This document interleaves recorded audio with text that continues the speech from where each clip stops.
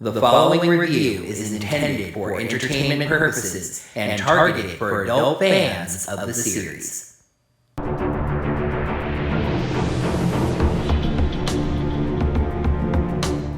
Hello there, heroes. I'm the Orange Ranger, and welcome to another Power Rangers Dino Fury Second Era episode review.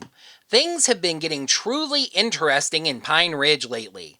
Void Knight has spun on his heels, betraying his lady love for her vengeance-seeking ways. But what will the Rangers think of this sudden change? Find out as I take a look at the 8th episode of Dino Fury Second Era, Serious Business. Please make sure you're subscribed to the channel. Yeah, and make sure you got your notifications set up by hitting that little bell icon. Right you. What he said was, you can consider checking us out on Patreon or Ko-fi at Orange Ranger Videos.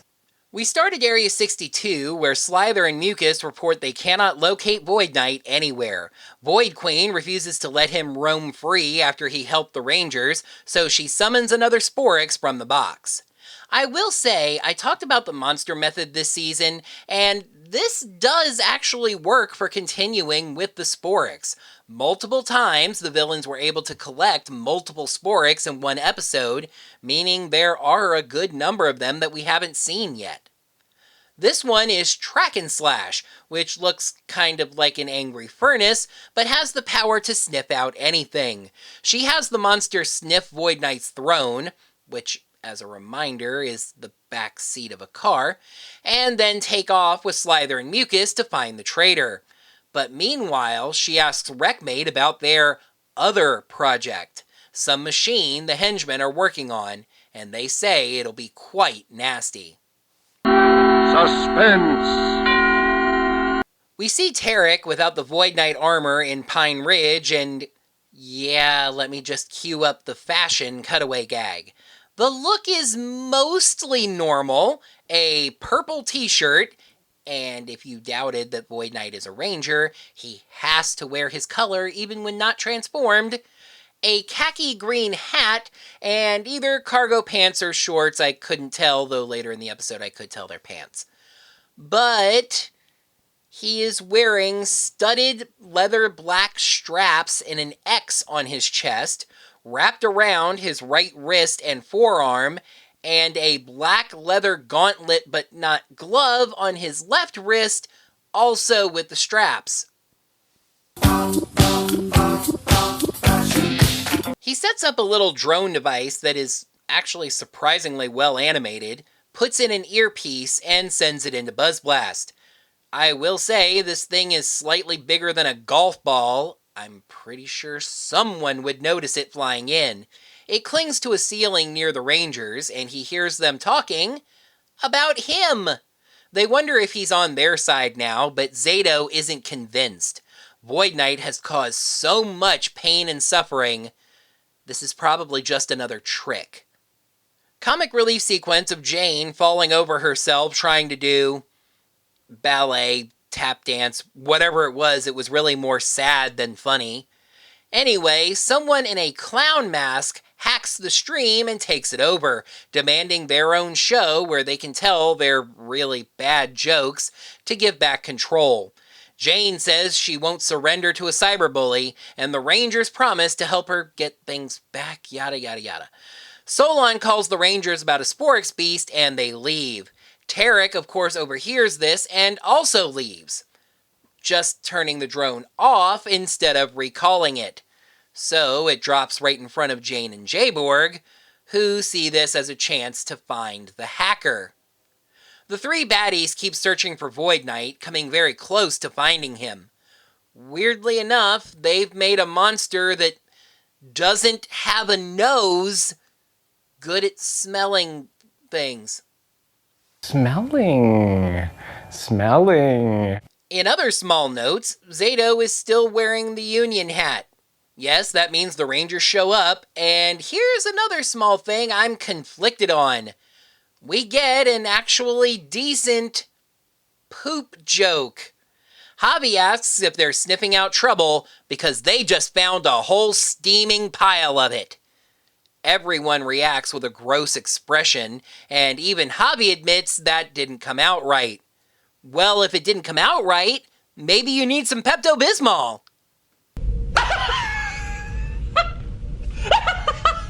Slither tells them they are looking for Void Knight, which the Rangers don't know if they should trust, but hey, monsters are roaming the city. It's Morphin Time.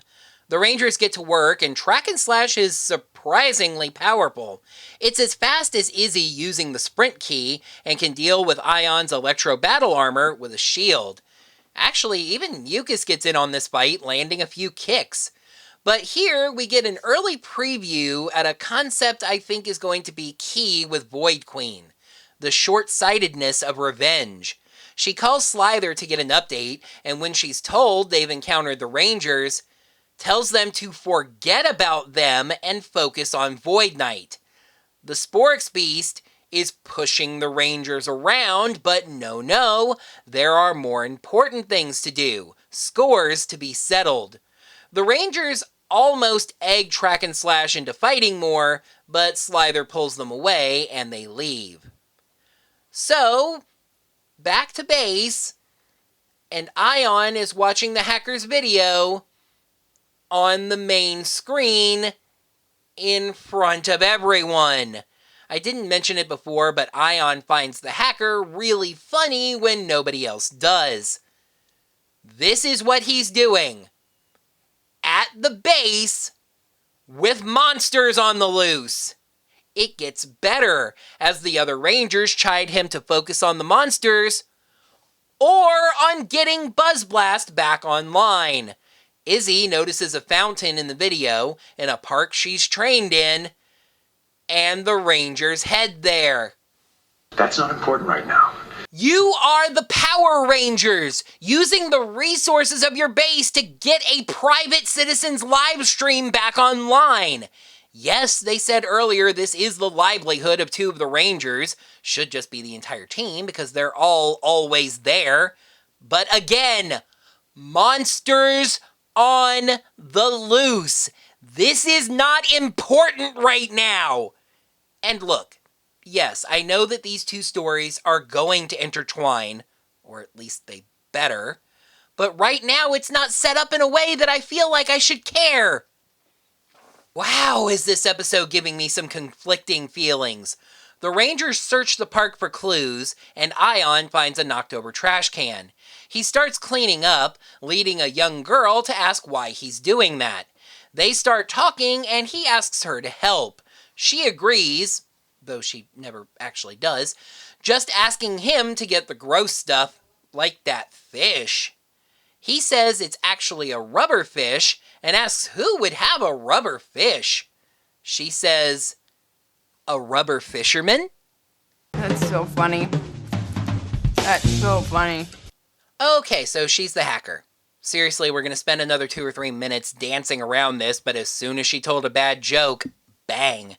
She follows up with one of the jokes she used when she hacked the stream. Ion seems to realize that and introduces himself, shaking her hand. His powers activate when he touches her, seeing her take off her mask after the live stream. You know, that is a weird little thing about their powers. I get that this is a limitation of the medium, but memories are experienced first person. Ion sees her take off the mask in the third person. Get on with it! Good point, fair enough. The jig is up, and she says she did it because she's too young for Buzz Blast to give her a real chance, so she took the live stream, and once they agree to her demand, she'll give it back. If not, too bad for them. So, Ion takes the front tire off of her bike, telling her he'll give it back when she gives back the stream, and if it doesn't, too bad for her. She yells that isn't his, and yeah, that's the point. I'll probably expand on this in pros and cons, but it's a very nostalgic MMPR type moment teaching the moral to a random kid. But there are more interesting things going on right now, and I do not care about this child. Who cares? Okay, just wow. The monsters follow the scent and see a man, purple t-shirt, green khaki hat, cargos, even with one studded strap around his chest sitting on a bench. They attack, but we instantly see that it's not Tarek. It's just someone who happens to be dressed 95% like Tarek. Tarek steps in to save the man, asking them to tell Void Queen that it was never about hurting ordinary people. He teleports away with a ranger-like hand gesture, and then the Rangers show up. They easily handle henchmen, but Track and Slash still has the edge on them, once again matching Izzy's sprint key. Amelia goes hyper key, and we get a nice one-on-one battle, though it does include a drone shot that spins around the two vertically twice that did make me a touch queasy. She actually knocks the monster back. At some point that we don't see, she switches to the muscle key and knocks the monster back with Javi and Ion jumping in. Zato uses the smash key, but doesn't get anywhere. The kid, Mara, goes to Buzz Blast to confess. I do like how she points out she is a kid, but one that's taken a lot of online coding classes. Younger and younger, these tech experts. They ask her about the drone, but of course she has no idea what it is. Setting it down somehow activates some kind of signal that Tarek gets. Actually, the drone gets turned back on, somehow, letting Tarek listen in as the girl apologizes for the trouble she's caused, and even go white hat, a term for an ethical hacker, not just restoring the live stream, but shoring up their security. I would almost lay money on the whole gets what she wants as a reward for helping versus the shady stuff she was doing earlier thing here. But the power of plot convenience also lets Tarek overhear Jane being told that the Rangers are losing a fight. When Jayborg asks who would protect the city, Tarek seems to make a decision. The Rangers are still getting beaten around when Void Knight shows up. Zato asks whose side he's on, and his answer is that Track and Slash's force field only works against close-ranged attacks. He proves this by attacking the beast with punches and kicks, which don't do much, but then using his Void Slash, which breaks its blades. Zato then follows up with a sort of punch beam attack using the Smash Armor, and the monster is destroyed. The Rangers still aren't trusting of Void Knight, even as he insists he wants to fix the problems he created. Zato gives Void Knight a test. Return the Sporix that he stole, and then they can talk about trusting him. He agrees to this, as hard as it would seemingly be. I'm going to speed through the end of this episode for the specific reason that I really, really, really hate it. I was right about the girl, though it's just that Jane offers to let her audition to be on a show that could lead to her own show one day. It was set to be a big day at Buzz Blast the day they crossed 10 million subscribers, but they look like they're gonna fall short. So Jane does her tap dance routine, which for some reason inspires over 300,000 people to subscribe, and enough! Balance the scales. Episode 8, Serious Business. Pros, still loving the Tarek heel turn. Nice to see a strong Sporix Beast for once. And hey, kids can be hackers. Cons, over-focus on a disconnected moral, comic relief ruining things again, and lack of a Zord fight. If you thought the 4 streak technically continued last time because it was dumb for me to take half a point away for a Zord combo's name, this is where it officially ends. Serious Business gets 3 scales out of 5. During the first season of Dino Fury, Void Knight was a somewhat generic villain. He's turning out to be far more interesting as an anti-hero, trying to make good for his mistakes in his own way. Last week, the actual heel turn, but this week, actively fighting back, helping the Rangers destroy a Sporix Beast. And now he's set on a mission to help the Rangers against Void Queen. I'm loving it. Void Knight is the best part of Season 2 so far. And it's a good thing that Void Knight stepped in because Track and Slash might be the strongest Sporix Beast yet. There is an irony to that, as it was summoned to track Void Knight and not really to fight, Void Queen even telling it to stop fighting to track Void Knight. I would have liked even more focus on its counteractive abilities. The force field Void Knight tells them how to counter isn't even mentioned until that point. But I say this occasionally. Now and then, it is nice to see the Rangers get knocked on their backsides. It raises the stakes a little. There have been a few times this season that I stretched for a third con. This is the first time this season I've had to stretch for a third pro. It feels very modern of Power Rangers to acknowledge that this little girl, maybe 12, 13 years old at most, could be a hacker that could take down a professional live stream. It really does reflect how kids are better and better at technology, younger and younger. It was a convenient chance to use a child actor, but it did fit the story overall. That being said, I could not have cared about that story less. At best, it is a very weak parallel to Void Knight. That Mara wanted something and did what she had to do to try and get it, but was shown that what she did was wrong and worked to make it right. But it didn't connect strongly enough to the plot, and thus every time we went back to it, it was a distraction. Especially when the Rangers basically lose a fight, go back to base, and are worried about the stupid live stream. Nobody cares.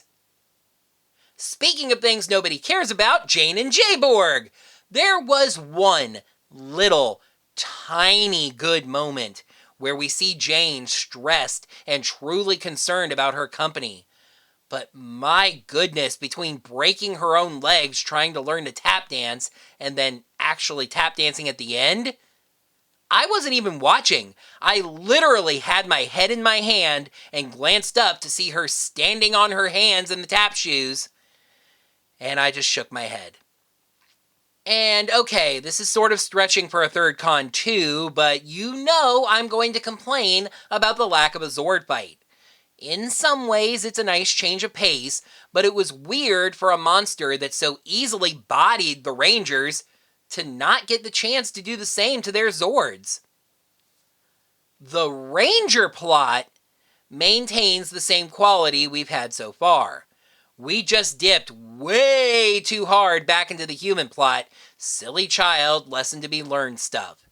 Not terrible, hence the 3, but indeed a step back. Let's see if the show recovers by taking a peek at the 9th episode, The Hunt.